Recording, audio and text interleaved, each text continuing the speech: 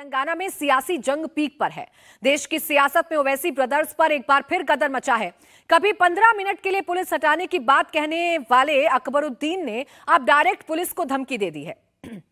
ओवैसी की धमकी पर तेलंगाना का चुनावी पारा हाई हो गया है। जवाब में बीजेपी की तरफ से हिमंता बिस्वा शर्मा ने मोर्चा खोल लिया है। तेलंगाना के चुनाव में ओवैसी वर्सेस हिमंता की लड़ाई चल रही है। जूनियर ओवैसी ने जब पुलिस को दौड़ाने की धमकी दी तो हिमंता बिस्वा शर्मा ने उन्हें बीजेपी का शासन आने पर बोलने की चुनौती दे दी। हिमंता के जवाब पर अब अकबरुद्दीन ओवैसी ने भी पलटवार कर दिया है। ओवैसी की धमकी और हिमंता का दबाव दोनों तेलंगाना में वायरल है।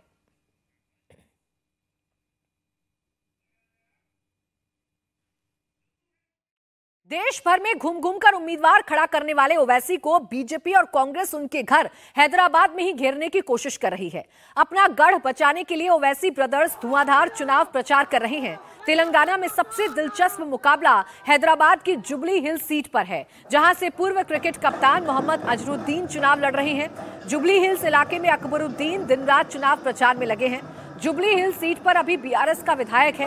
बीआरएस से एआईएमआईएम का गठबंधन है। अजरुद्दीन का मुस्लिम वोट बैंक काटकर बीआरएस को जिताने के लिए एआईएमआईएम ने यहां उम्मीदवार उतार दिया है और अकबरुद्दीन यहां धुआंधार कैंपेन में लगे हैं। जुबली हिल्स में हम देख सकते हैं कि बारिश के वक्त में भी अकबरुद्दीन यहाँ पर प्रचार के लिए रुके। ये वही कॉन्स्टिट्यूएंसी है जहाँ से अजरुद्दीन लड़ रहे हैं। अकबर जी, वो कॉन्स्टिट्यूएंसी जुबली हिल्स जहाँ से अजरुद्दीन लड़ रहे हैं, आप यहाँ पर प्रचार कर रहे हैं। वो कह रहे हैं कि एमआईएम का तो यहाँ पर कुछ नामो निशान तक नहीं है, क्या कहेंगे? अब आप जो देख रहे हैं इसके बाद आप क्या कहेंगे कि नाम है या निशान है या नहीं है? खैरियत साहब, दुआओं की दरखास्त। अस्सलाम वालेकुम, दुआओं की दरखास्त। देख सकते हैं कि प्रचार में पूरी तरीके से जुटे हुए हैं और कितनी बारिश हो रही है उसके बावजूद। Akbar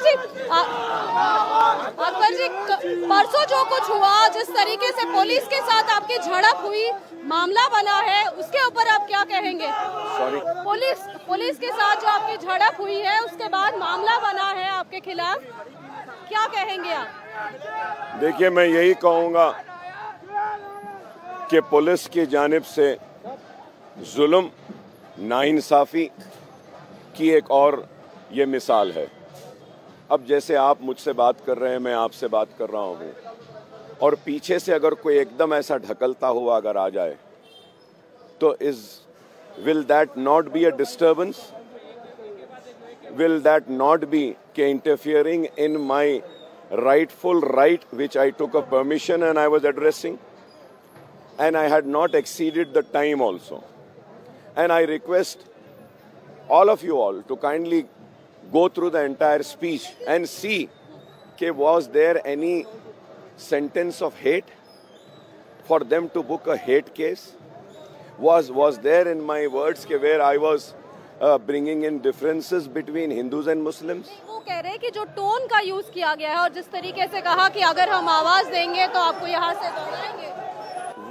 Words are important. Tone मतलब क्या है?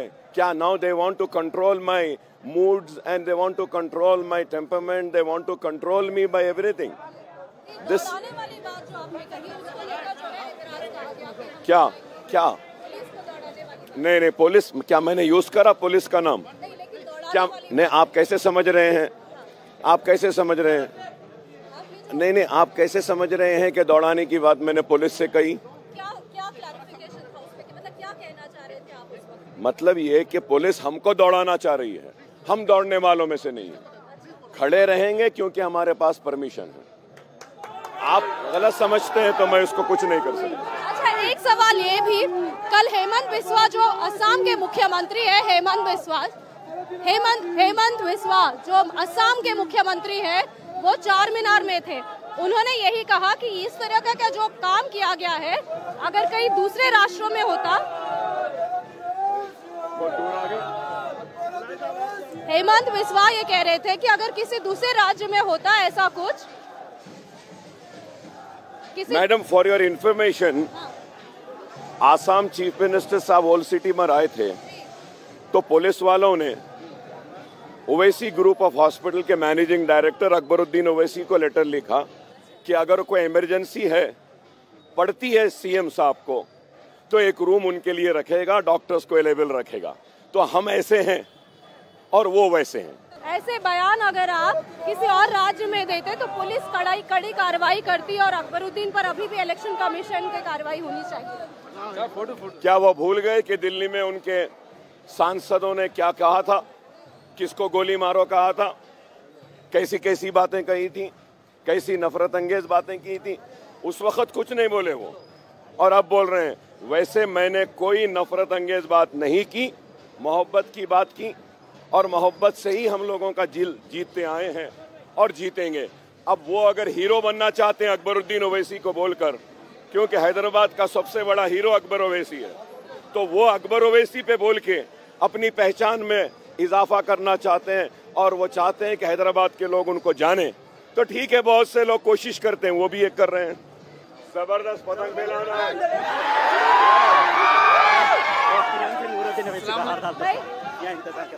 मैं ये सवाल पूछ रही थी आपसे कि भाजपा हो या कांग्रेस हो, बीआरएस और एमआईएम दोनों पर बहुत ज्यादा टिप्पणियां कर रही है, वार कर रही है। कैसे देखते हैं आप? दुआ फरमाइए। कैसे देखते हैं भाजपा और रेवंत रेड्डी? देखिए, मजलिस इत्तेहाद अल मुस्लिमीन जहाँ जहाँ से भी लड़ रही है वहाँ से जीतेगी, और केसीआर तीसरी मर्तबा चीफ मिनिस्टर बनेंगे, इसमें कोई दो राय नहीं है। एक सवाल बार बार उठ रहा है कि करीब 40 सीट है जहां पर एमआईएम अगर लड़ती तो जरूर उस पर असर करता, उन सीटों पर नहीं लड़ रही है, क्या खैरियत साहब? दुआओं की दरखास्त। जहां जहां से पार्टी ने फैसला किया वहां से एमआईएम लड़ रही है और एमआईएम भारी अक्सरियत से कामयाब होगी। तो ये थे अकबरुद्दीन जो अपनी तरफ से बता रहे थे कि आखिर मामला क्या था, और उन पर जो है जिस तरीके से खासकर भाजपा जो है उन पर हमलावर हो रही है, उस पर उनकी तरफ से प्रतिक्रिया आई। उन्होंने कहा कि वो यहाँ के हीरो है और बाकी लोग अगर हीरो बनना चाहते हैं तो कोशिश कर ले हैदराबाद से। अकबरुद्दीन ओवैसी ने हिमंता बिस्वा शर्मा को जो जवाब दिया वो तो आपने सुना।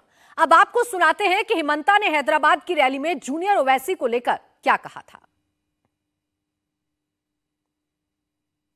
एयरपोर्ट से जब आया, आते आते मैंने ओवैसी जी का एक वीडियो देखा। एक पुलिस इंस्पेक्टर को धमका रहा है कि आप स्टेज में, और पुलिस इंस्पेक्टर को धमका रहा है और पुलिस भी बेचारा सुन रहा है। एक बार सोचिए, अगर तेलंगाना में बीजेपी सरकार बनेगा तब किसी का हिम्मत भी होगा ऐसे पुलिस को गाली देने का? ओवैसी की पार्टी देश भर में चुनाव लड़ती है। जहां भी विधानसभा चुनाव होते हैं वहां एआईएमआईएम अपने उम्मीदवार खड़े कर देती है, लेकिन जिस तेलंगाना में उनका गढ़ है वहां वो बेहद कम सीटों पर इलेक्शन लड़ रहे हैं। कुछ आंकड़े हैं, आपके सामने रखते हैं। यूपी विधानसभा चुनाव में एआईएमआईएम ने 100 सीटों पर चुनाव लड़ा था। महाराष्ट्र में 44, बिहार में 20 और गुजरात में 13 सीट पर अपने उम्मीदवार खड़े किए थे। लेकिन जिस तेलंगाना में गढ़ है वहां एआईएमआईएम सिर्फ 9 सीटों पर ही चुनावी मैदान में है। अब तेलंगाना में बीजेपी की असली लड़ाई कांग्रेस से है, इसीलिए बीजेपी के टारगेट पर गांधी परिवार है। असम के मुख्यमंत्री हिमंता बिस्वा शर्मा ने राहुल प्रियंका पर हमला बोला और पीएम को पनौती कहने के मामले में खूब खरी-खोटी सुनाई। फायर ब्रांड नेता असम के मुख्यमंत्री हिमंता बिस्वा शर्मा इस वक्त हमारे साथ मौजूद हैं। पनौती से लेके क्या क्या चीजें हो रही हैं बयानों में, अब क्या लग रहा है आपको स्तर गिरता जा रहा है? देखिए, कोई बात राजनेता बोलना नहीं सही है, मैं भी नहीं बोलता था, लेकिन अभी मुझको ये लग रहा है कि जो वर्ल्ड कप मैच का जो हकीकत है वो जनता को बता देना चाहिए। जो दिन मैच हो रहा था मैं स्टेडियम में बैठा था, सुबह किसी ने मुझको तेलंगाना से एक वीडियो भेजा। प्रियंका गांधी जी तेलंगाना का सभा का एड्रेस कर रहा है और बोल रहे हैं कि देखो 83 में वर्ल्ड कप जीता था, तब हमारे प्लेयर्स को इंदिरा जी घर में बुला के चाय पिलवाया था, और आज भी इंदिरा गांधी का जन्मदिन है, मैच भारत जीतने वाला है। तो मेरा उसी समय करंट आ गया मेरा शरीर में कि आज गड़बड़ी हो गया। तो बाद में तो इंडिया तो हार ही गया। तो मैं बीसीसीआई को रिक्वेस्ट करना चाहूंगा और सारे स्पोर्ट्स बॉडी को रिक्वेस्ट करना चाहूंगा कि जो दिन गांधी परिवार का कोई भी सदस्य का जन्मदिन होता है, वो दिन कोई भी मैच का फाइनल मत रखे, गड़बड़ी हो जाएगा। अच्छा, मतलब पनौती फिर कौन? अभी देखो, वो तो प्रियंका जी खुद सुबह बोल रहा था, नहीं तो मेरा पता भी नहीं था इंदिरा गांधी का जन्मदिन है। आप वीडियो मेरा ट्विटर में देख लीजिए, वो खुद बोल रहे थे कि इंदिरा गांधी का जन्मदिन है, भारत जीतने वाला है। तो सुबह सुबह मैं बोला, मैं हिम्मत नहीं हुआ किसी को बोलने का, वहां में माहौल ऐसा था, लेकिन मेरा मन में लग गया कि आज तो गड़बड़ी होने वाला है। जब राजस्थान के दौरे पर ये नेता आ रहे हैं ना, तो वे कह रहे हैं कि अडानी जी लाठी मारने वाले हैं, मोदी शाह जेब काटने वाले हैं, जेब कतरे हैं, इस तरीके की बातें। देखिए, पहले राहुल गांधी और एक नाम बोलते थे, अनिल अंबानी का नाम भी। आज जो अनिल अंबानी का नाम क्यों नहीं बोलते हैं? और अब 2 साल बाद देखिए, अडानी का नाम भी गायब हो जाएगा, कोई तीसरा व्यक्ति का नाम आ जाएगा। देखिए, ये ब्लैकमेल करके पार्टी कब तक चलाएगा?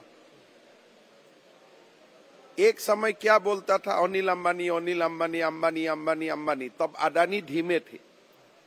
समय आगे बढ़ते गया, अंबानी गायब हो गया, अनिल अंबानी गायब हो गया, कौन आ गया? अडानी।